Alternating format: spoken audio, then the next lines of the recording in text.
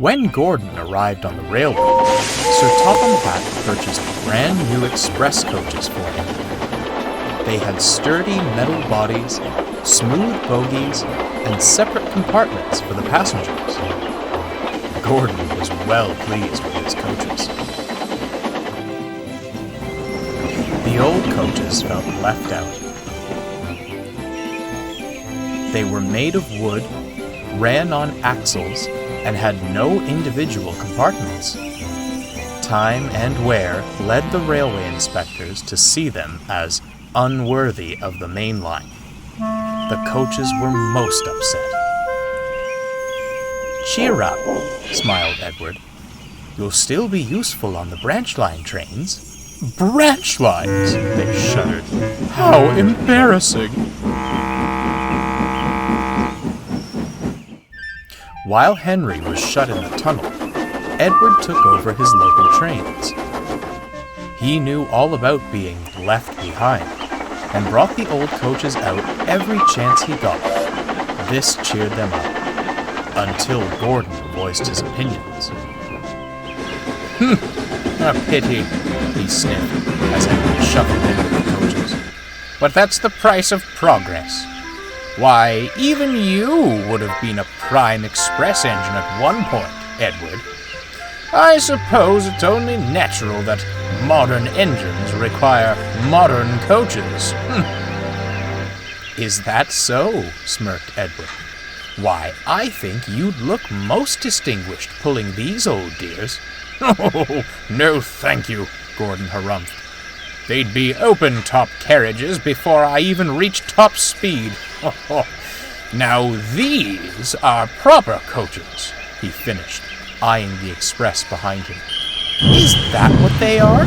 I thought someone had stretched out the goods vans, and you were doing some real work for a change," laughed Thomas. Edward couldn't help but chuckle, and Gordon fumed out of the station.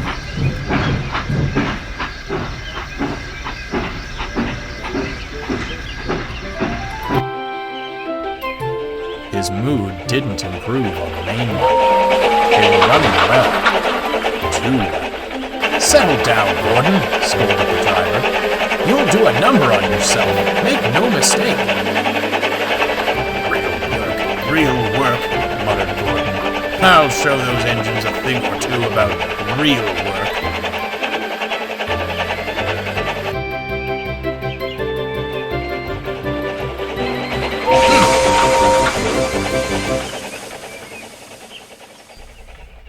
Then next morning, Gordon tried to leave the sheds, but he couldn't. "What's happened to me?"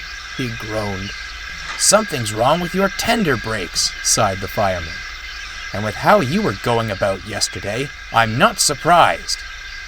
"And you thought the old coaches were the ones who would fall apart," laughed Thomas. Edward shot him a look. "This is no time for teasing, Thomas. The express must go out on time." "And how?" grunted Gordon. "You aren't strong enough to pull those coaches, Edward." Edward glanced at the coaches in the carriage sidings. And then he spotted something else. The passengers were growing impatient. There was no train ready for them, and it would soon be time to leave. The fat controller had just stepped out of his office to see what the matter was, when he saw a most peculiar sight. Edward came steaming in with all the old coaches he could find.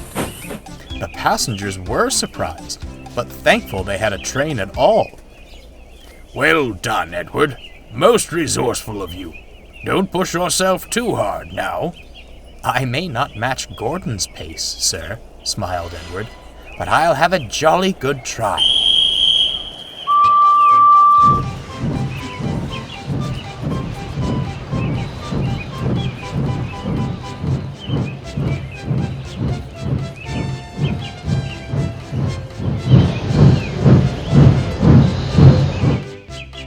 Soon, he was coasting down the main line, making excellent time.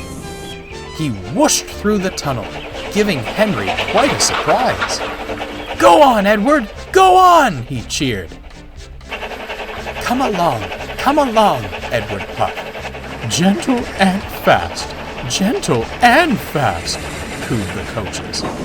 They were very pleased with Edward. At the last station, the passengers cheered and thanked Edward. The engine at Vickerstown was most amused, but looked on with admiration. Edward just smiled. He was thankful for a rest and a drink. When he returned to Sodor, Edward spoke kindly to the old coaches. Well, dears, how did you fancy a return to the glory of the express? Oh, it was lovely, Edward, smiled one. Although, added another, perhaps you were right. Some leisurely branch line work sounds most enticing. Well, Edward laughed, I'd say it's time for a well-earned rest in the carriage shed. Come along.